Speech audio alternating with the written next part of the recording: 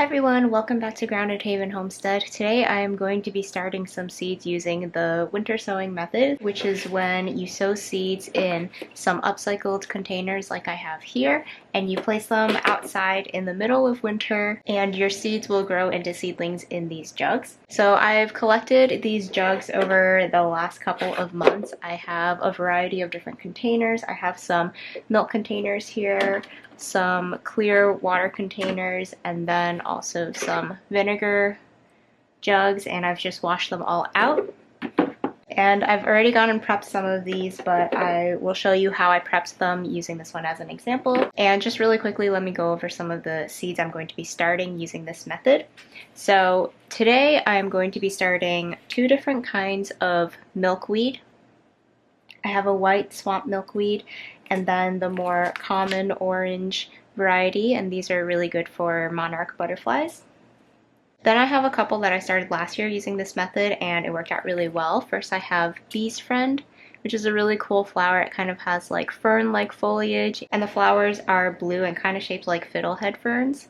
Next I have a Korean Golden Jubilee Hyssop. I didn't grow this variety last year, but I grew a lavender hyssop variety and it did really well using the winter sowing method.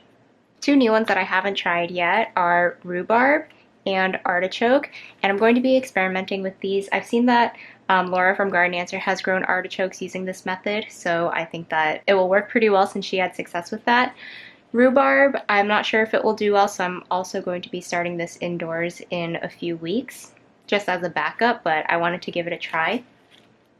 Some things to look for when you're trying to decide what would be good for winter sowing are for perennials, because those are things that normally go through the winter and come back in the spring without a problem. You can also look at the information on the back of your packets.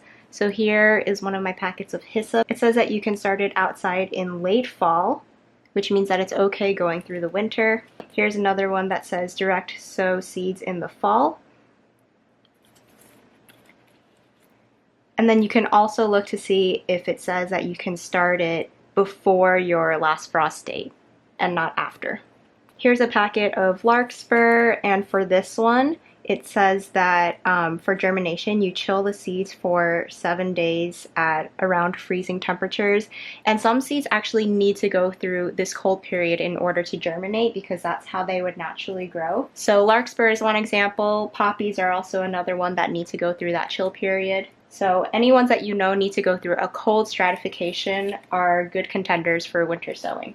Some other seeds that I'm not going to be planting today because I don't have enough jugs, but if I collect more jugs, I'm probably going to try and start these as well. Gaillardia, this is a perennial flower. And this one says you can sow it inside 4 to 6 weeks before your average last frost date. And then this is just some saved seeds, so I don't have packets, but I have honeywort here, which I know overwinters really well for us, and then Chinese forget-me-not.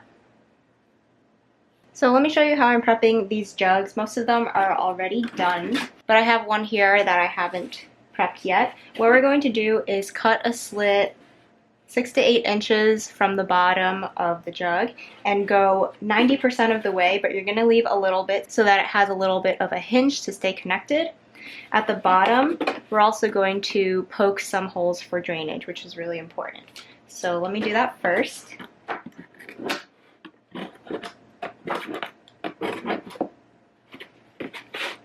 And then I'm going to start cutting around here, leaving about this much by the handle for a hinge.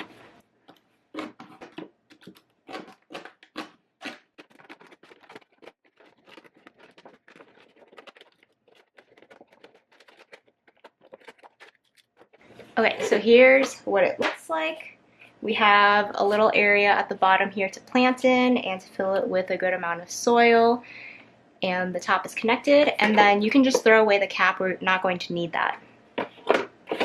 So the next step is just to fill up all of these jugs with soil. I'm using regular potting soil here that has been pre-moistened, and I'm going to try and fill it pretty close to the top, maybe like 1 inch down.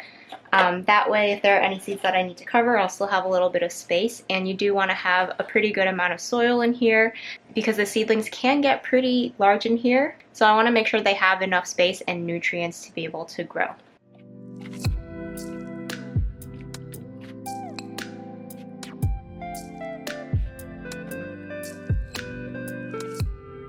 One of the great things about winter sowing is that you don't need any special equipment to start your seeds. You don't need any trays or growing lights. You can just use these upcycled materials, and it's just a great way to recycle these jugs that would just be thrown into the trash. You can use anything that is clear or kind of frosty, so things from milk and water like I'm using here, or if you have jugs from like orange juice, just make sure that it's not completely opaque, of course, so that light can still go through, and it should be pretty good. You can also use like takeout containers that have a clear lid. Just anything that you find around. And because we're going to be putting these outside, it also doesn't take up any space indoors, because for a lot of other seeds that you start indoors, you need to put them like on some kind of shelf that you set up and have grow lights on it, but you don't need that for this at all, which is really great. It's also super low maintenance because once we plant these up, we're gonna just place them outside, and we're not going to have to water them because usually you get enough rain or snow during the winter, and that's going to keep this soil pretty moist. And in the end, we're going to be taping these lids, and that will also create almost like a humidity dome for our seeds as well. If it doesn't rain for like 2 or 3 weeks, then you might have to splash some water onto your seeds, but otherwise they should be able to take care of themselves.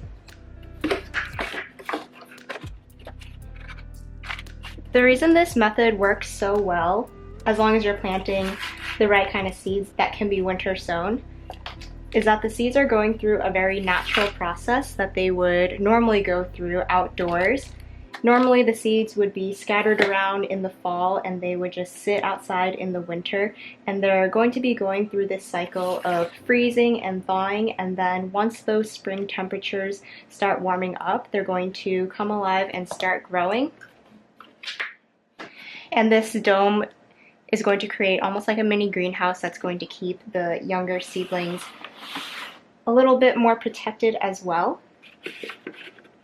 And because they're going to be experiencing a lot of cooler temperatures that your indoor started plants wouldn't be facing, they're also going to be a lot hardier than indoor started seeds.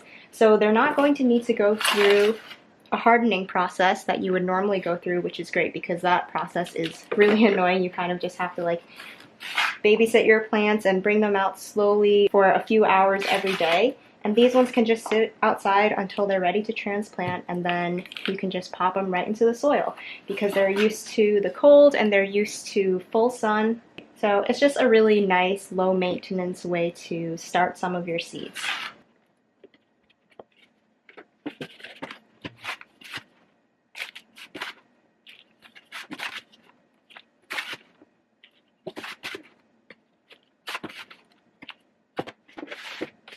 Before I plant my seeds, I'm going to go ahead and label my containers first. I'm using a garden marker. This is much better than a Sharpie. It lasts a lot better outdoors.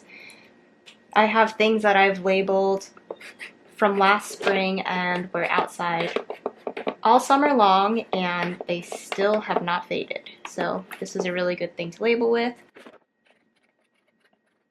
If you're worried about this fading, you can also write a little tag and place it inside in the soil just as a secondary level of labeling. In case this one fades, you'll still have one inside. Alright, now that everything is all filled and labeled, we can start planting. I'm going to start with my artichoke seeds first.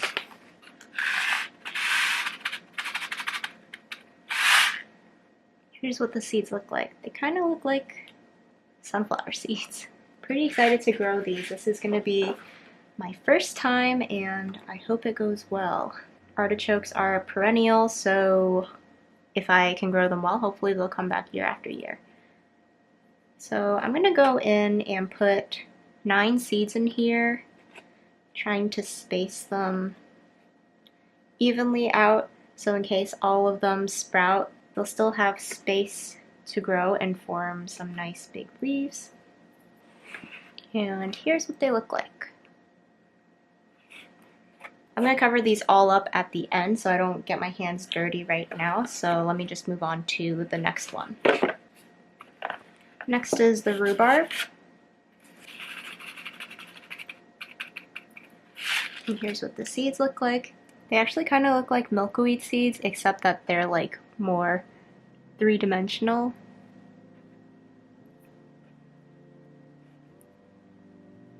And again, I'm just spacing out 9 in there. If all of them don't sprout, that's fine, because even if only like 4 or 5 germinate in there, that'll just give them more space to grow in here anyway. Next is the bee's friend.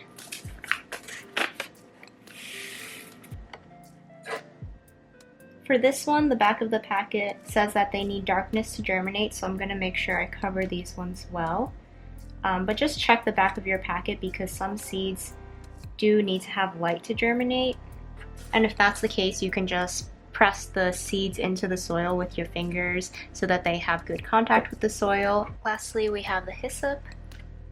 Seeds are super tiny, so you're probably not going to be able to see where I put them, but just doing the same exact thing.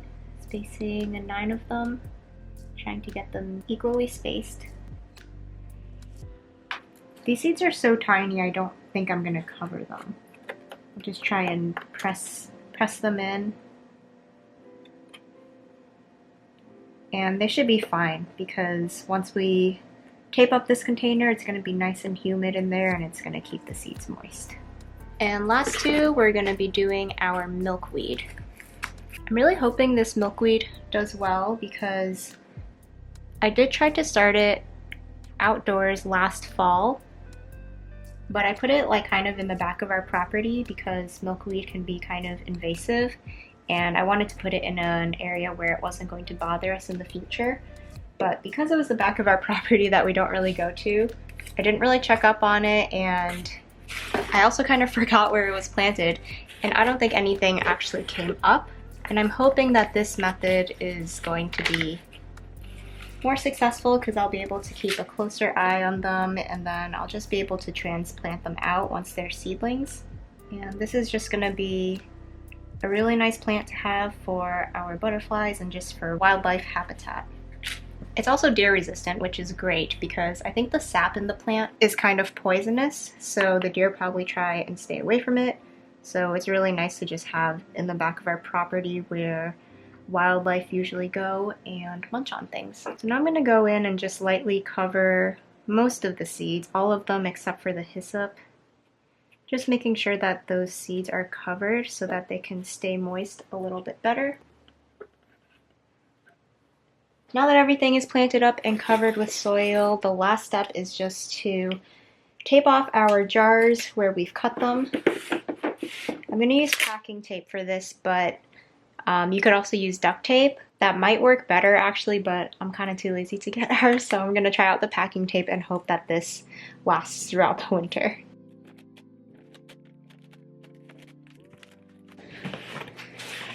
So that's the finished jug, all taped up.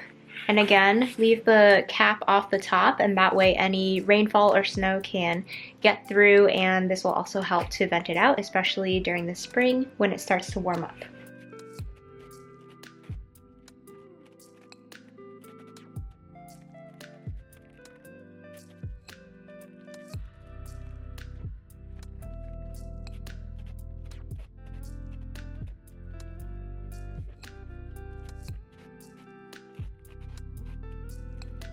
Once I'm finished taping up all of the jugs, they're going to be moved outside, and they're going to live there all the way until spring, when we can transplant these seedlings out. I'm placing mine in the garden so I can keep an eye on them, but if you don't want to have to look at plastic jugs in your garden, you can always keep these in a more hidden away spot behind a shed or by the backside of your house. Just make sure it's an area where they're not completely shaded so that they can continue to get some sunlight. And that's all there is to it. You really don't have to do much to them all winter long, and they'll be ready to sprout when it's the right time for them. That's it for this winter sowing video. Thank you guys so much for watching, and I'll see you again in the next video.